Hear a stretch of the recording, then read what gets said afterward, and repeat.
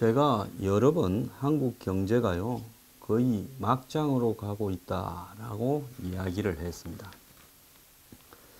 경제가 참 어려워진 부분은요, 오래됐습니다. 제가 볼 때는 IMF 이후에 IMF를 탈출하는 과정에서 제대로 된 경제 구조 개혁을 하지 못하고 뗏박질로 왔고, 제가 많이 재벌을 비판했지만 그 비판하는 이유는 재벌들이 스스로 이 생산성을 높이고 창의력과 혁신을 통해서 경쟁하려고 하기보다는 한마디로 권력에 끈을 대어서 여러 가지 문제를 해결하려고 했던 부분이 많았다는 겁니다.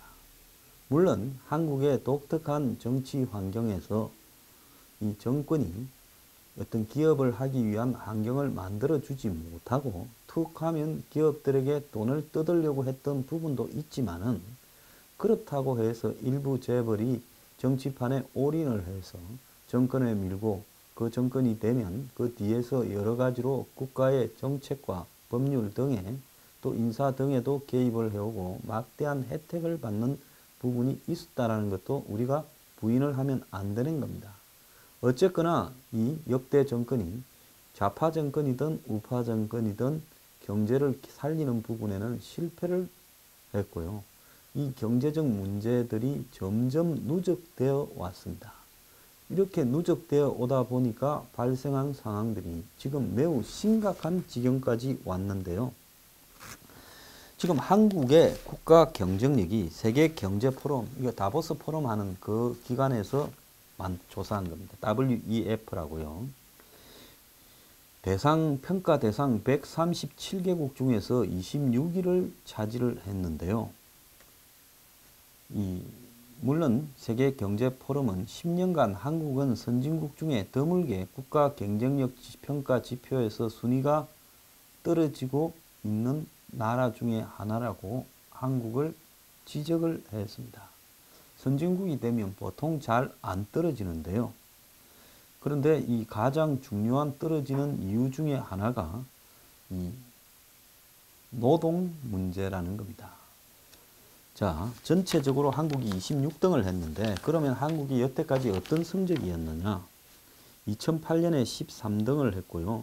그 다음에 2009년에 19등, 2010년에 22등, 그리고 2011년에 24등, 2012년에 반짝 29등으로 올라간 다음에 2013년에 25등을 하고 있고, 2014등부터는 계속 4년 동안 26등을 하고 있습니다. 그런데 여기에 국가 경쟁력 평가 항목에서 보면 거시경제 환경에서 물가는 1위입니다.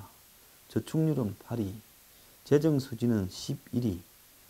이 물가가 경쟁력이라고 하는 거시경제 환경에 관한 부분은 이 한국이 물가가 그래도 좀 안정적이다라는 이야기 아니겠습니까? 그래서 수치상으로 나타나는 국가의 재정수지나 저축률이나 물가 같은 거시경제 항목에서는 2등을 차지하고 있습니다. 세계에서 괜찮은 나라라는 거죠. 인프라에서는 8위를 차지하고 있습니다. 유선전화 4위, 철도 7위, 도로 인프라 12위. 제가 늘상 하는 말이지만은 한국의 인프라 수준은 세계 어디를 가도 한국처럼 도로, 철도, 지하철, 전화망이 잘 돼 있는 나라가 없습니다. 인터넷망도 그렇고요.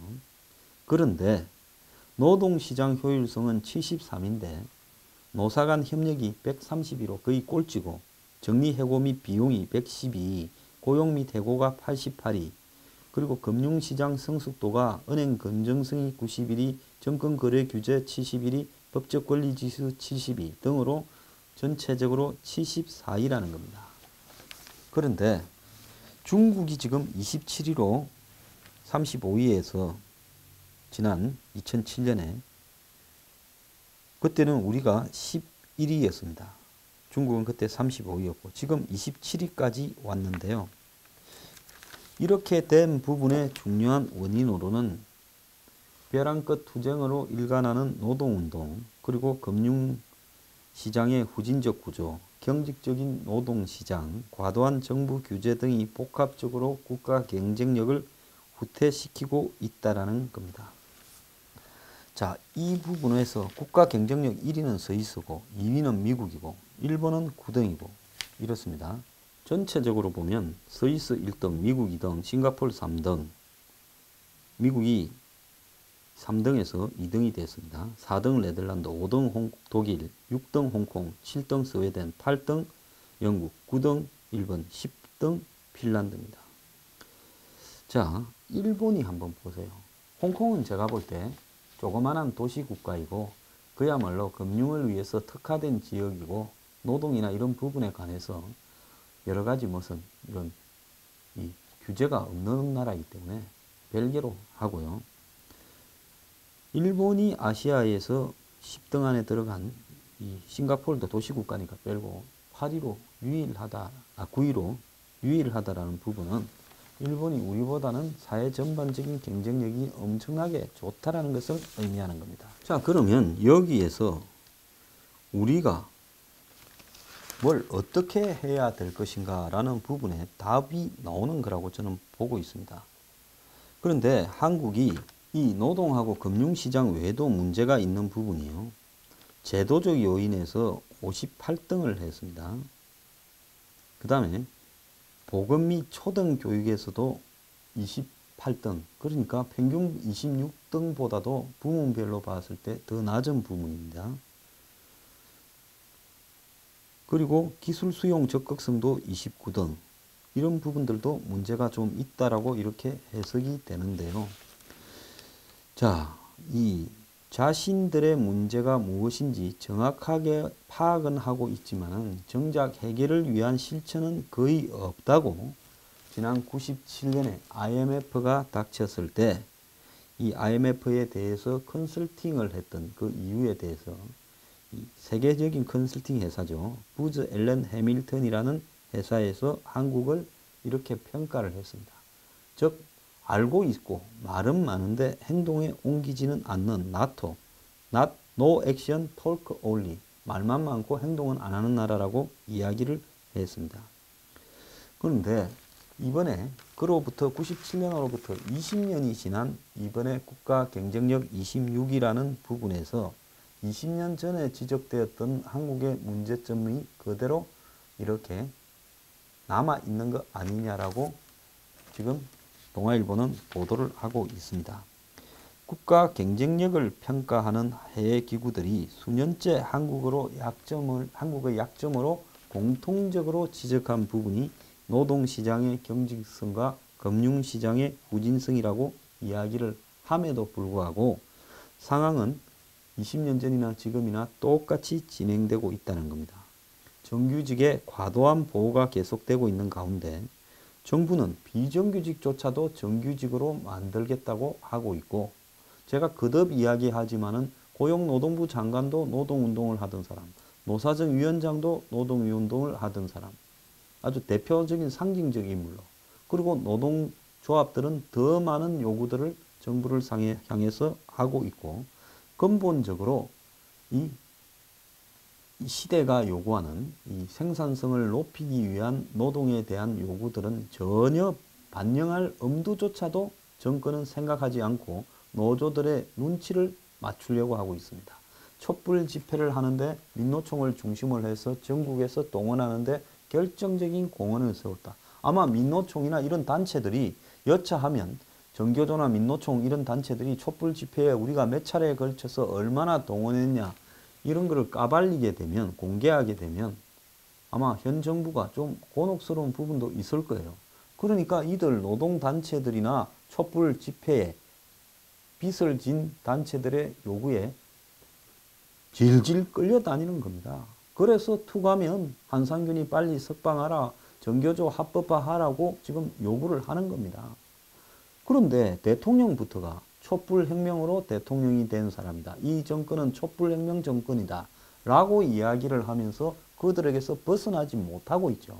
그러면서 아예 노동부 인사나 노동부와 관련되는 모든 부분들을 이들에 따라서, 이들의 의사에 따라서 임명하는 이런 양상을 지금 보이고 있습니다.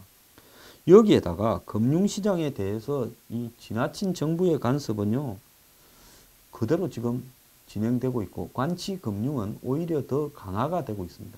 이번 정권 들어서 소득주도 성장이니 뭐니 하면서 이 한마디로 정부의 각종 이 금융 감시 분야들을 동원해서 압박들을 더 강하게 하고 있고, 처음에는 저들이 몇 달 동안 집값 오르는 것을 방치해서 경제가 활성화되는 양 보이도록 하다가 갑자기 또 뛰어들어서 파리 대책이니부터 시작을 해서 이제 부채 총량제 이런 것들을 동원해서 은행 대출을 조이겠다고 하고 있습니다. 대한민국의 은행의 모든 결정은 이 정부에서 하지 은행들이 독자적으로 할 수 있는 것은 아무것도 없습니다. 그래서 가장 이렇게 이 국가 경쟁력의 세부 부분별로 낮은 부분이 노동시장 비효율인데, 노사 간 협력이 꼴찌 132, 정리해고 비용이 112, 고용 및 해고 관행이 88이랍니다.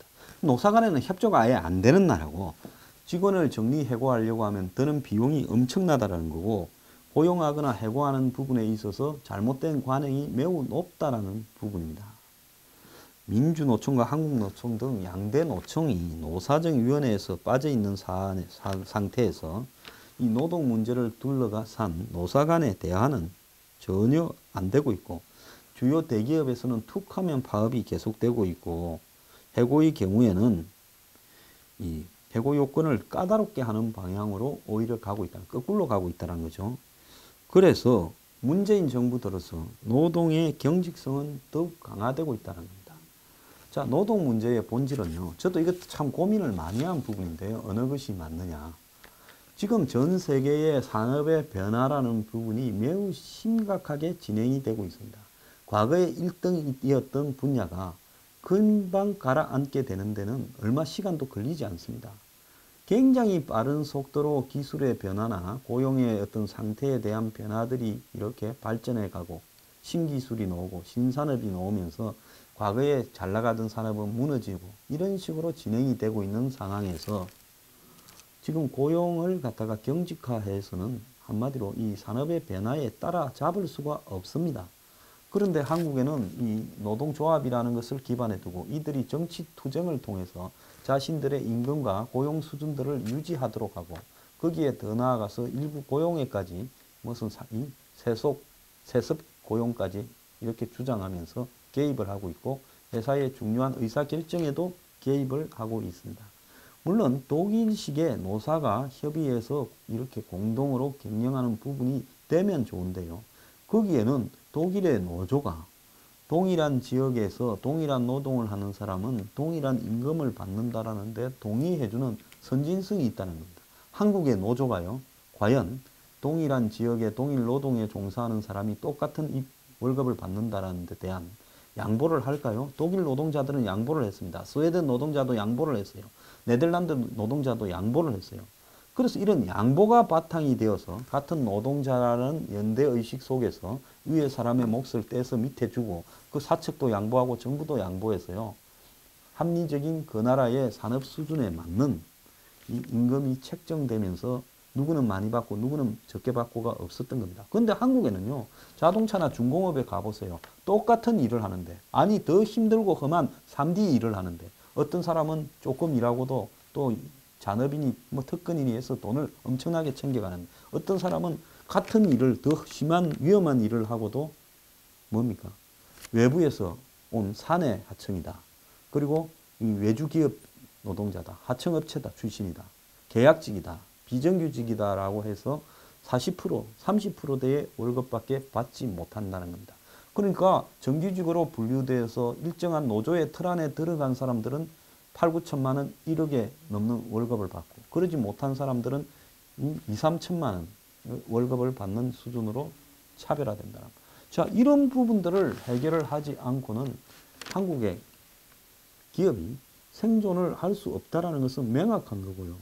미국의 자동차 공장에 비교해서 한국의 자동차 공장의 노동 생산성이 70%밖에 되지 않는다는 거예요.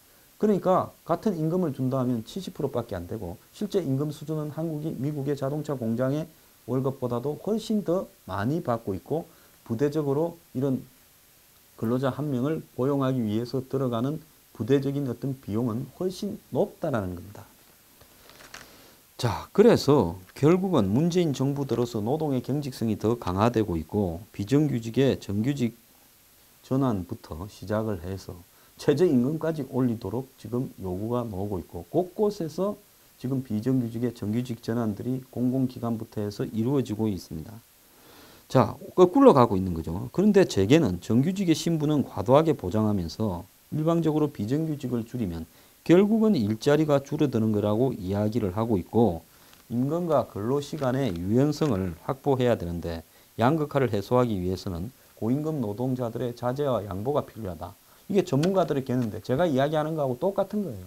저보고 흔히 뭐 경제 부분에서 좌측인 사상을 가졌다 이렇게 말을 하는데 저는 그런 사상을 가진 게 아니라 공정한 합리적인 사고를 해야 되는데 한국의 이 경제 분야에서 일하는 많은 사람들이 합리적이고 공정하지 않기 때문에 일방적으로 한쪽 편을 들면서 실제로 이 신뢰를 상실하고 있다는 겁니다.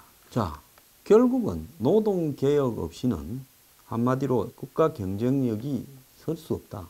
그래서 박근혜 정부 때 골든타임 하면서 노동개혁을 해서 고용에 관한 유연화라든지 이런 부분들, 그럼 임금 피크제 도입이라든지 이런 것들을 한다고 하다가 이제 박정권이 무너지면서 그런 이야기는 다 사라져 버렸어요.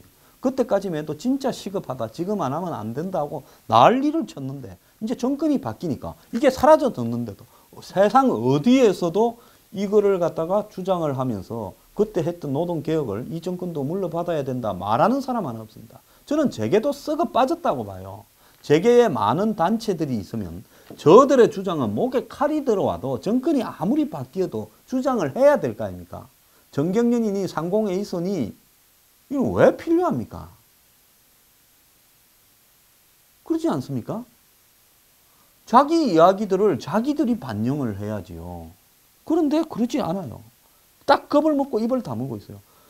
얼마나 평소에 구린 게 많아서 자기 이야기를 하지 못하고 정권이 설치니 이렇게 가만히 있는 겁니까?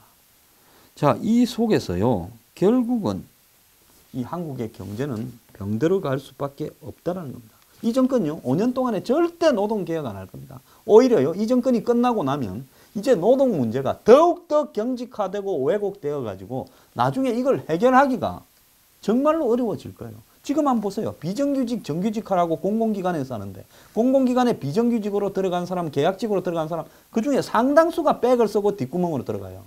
이번에 강원랜드니 카이나 이런 데서 보지 않았습니까? 그런데 이제 정규직화 시킨 다음에 이 사람들부터 또 정규직화가 되는 부분이 굉장히 많아요.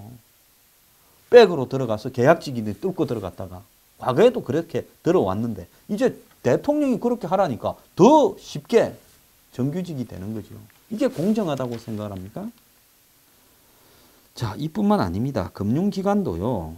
결국은 최근에 뭐 한국의 코리안 이 리스크 때문에 이 외국 자본들이 이탈하고 한국 채권을 팔고 하는 부분들이 늘어나고 있다라고 하지만은 이 정부가 주식시장이나 채권시장 이런 부분에서요. 이걸 도대체 자본을 조달하기 위한 시장으로 보느냐 안 그러면 투기판으로 인식하느냐 이런 부분에 대한 인식이 매우 중요한데요. 그런 부분에 대한 인식 자체가 결여되어 있습니다. 정권마다요. 실세들이 주식시장에 정보를 듣고 개입해서 장난도 치고 외환시장에도 장난을 치고 이런 걸 제가 좀 알고 있습니다. 그리고 또 이 각종 이 연금이나 이런 데서 펜션이 가지고 있는 어떤 자본을 이용해서 그걸 가지고 운용을 장난을 쳐서 또 실세들이 돈을 챙겨가고 하는 이런 부분에는 빠꼼해요. 이제는 이게 거의 매뉴얼화돼서 정권이 바뀌면 물려줍니다. 어떤 부분의 주식을 이렇게 좀 쳐서 떨어뜨려서 그거를 사가지고 주식이 오르면 돈 좀 벌자 내지는 뭐 국민연금이니 이런 데 어마어마한 몇백조가 있는데 그걸 가지고 뭘 사게 하면서 거기에 좀 개입을 하면 돈이 된다. 이런 거는요. 귀신처럼 냄새를 맡아서 하면서 근본적으로 그런 어떤 필요성들이 있기 때문에 관치금융에 대한 어떤 손을 놓지 않는 겁니다. 주요 어떤 이 정부 관련 이 금융기구들이 항상 감시하고 시비를 겁니다. 그리고 또 낙하산으로 엄청난 공무원들을 밑으로 내려보냅니다. 그래서 이 금융기관의 상당한 부분 이 공공기관에서 즉 공무원에서 내려온 사람들이 낙하산으로 포진하고 있습니다. 자, 그러면서 한마디로 이 커넥션에 의해서 한국 금융이 굴러가도록 이렇게 만들면서 여기에 대한 끈을 갖다가 유지를 하면서 압박을 하고 또 통제를 하고 규제가 오히려 자신들이 취업하거나 돈을 벌거나 또 금융기관을 통제할 수 있는 수단으로 여기는 거죠. 그래서 툭 하면 나오는 게 뭡니까? 대출과 관련되어서 압력을 행사해달라고 좀 로비를 해달라고 정치인한테 돈 먹였다. 성완종 사건이 그거 아닙니까? 그러니까 시중은행에 대한 감치금융 관행과 금융 규제가 개선되지 않으면 경쟁력을 높이기 어렵다는 겁니다. 자, 왜 그러면 한국이 다른 분야에 인프라나 통신 이런 데는 잘 나가는데 IT나 왜 금융이 이럴까요? 한국 사람들은요, 이 돈을 만지는 기관에 대해서는 컨트롤을 해야 거기서 콩고물이 떨어진다라고 과거에 한국의 정치가 해방 이후 시작되면서부터 그렇게 머릿속에 인식을 하고 있는 겁니다. 그래서 그 속에서 좌우 정권이 바뀌어도 이 관치 금융에 대해서는 더욱더 강해지면 강해지지 이 잘못된 관행이 개선되지 않아요. 왜? 이걸 놓게 되면 돈에 관련되는 부분에서 이해관계를 잃게 된다라고 생각을 합니다. 특히 좌파 정권이 잡으면요. 기존의 이런 금융을 담당하는 기관에 대한 통제를 강화하는 것이 좌파 정권의 큰 정부의 지침과 맞다라고 생각을 합니다. 지금 한번 보세요. 부동산 대출이나 이런 부분에 대해서 방치했다가 또 순식간에 쪼아라하고 이제 부채 총량제로 가겠다고도 이야기를 합니다. 여기에 대해서 금융기관들은 아무런 이야기를 하지 못해요. 그런데 정작 금융기관에 대한 간섭은 심하면서 제가 나중에 오부에서 이야기를 하겠지만은 이 국가 부채에 대해서 지금 1,800만 명이 1,400조의 빚을 지고 있습니다. 1인당 7,777만 원의 부채를 지고 있는데 이런 부분을 어떻게 해결할 건가에 대해서는 또 무관심이에요. 즉 돈이 되는 부분만 관계하고 금융기관의 어떤 문제에 대해서는 통제하지 않겠다. 지금 많은 나라의 이 투자자들이 한국 시장에서 빠져나가고 있습니다. 이 부분에 대해서요. 관심조차도 지금 없습니다. 그래서 지금 한국 주식시장이 앞으로 이 북핵 위협이 몇 달 더 가면 얼마나 어려워질지 지금 예측이 되지 않고 있음에도 불구하고 이 관치를 한다면서 이런 부분에 대해서는 또 관여하지 않고 내버려 두고 있습니다. 자, 노조로 다시 돌아오면 강성 노조 주도로 주요 사업장에서 파업을 하고 정치 투쟁을 하면서 베팅을 합니다. 이번에 민노총에 베팅이 성공을 했어요. 문재인 정권이 촛불혁명으로 탄생했다고 대통령부터 인정합니다. 그러면 이 민노총은 문재인 정권을 임기 5년 내내 끌고 다닐 건데 이 정권은요. 무엇을 어떻게 해야 될지 생각조차도 하지 못하고 이들에게 빚을 졌다라는 식으로 이 고용노동부 장관 노사정위원장을 다 이들의 구미에 맞는 사람으로 맞추어주고 더 나아가서 이들의 요구사항에 따라서 비정규직, 정규직화, 최저임금 만원 등을 이야기를 하고 그러면서 이 나라를 거꾸로 끌고 가고 있습니다. 그러면서 최근에 고용노동부가 쉬운 해고와 취업규칙 변경 완화 등 양대 지침을 폐기하면서 이제 노사정위원회에서 노동자들 단체를 끌어들여 가지고 노조들을 이제 비율을 맞추려고 그림을 다 그리고 있습니다. 자, 나라 꼴 잘 되어 가는데요. 문재인 정부가 끝난 뒤에 국가 경쟁력이 얼마나 더 떨어질지 우리가 한번 주목해 봅시다.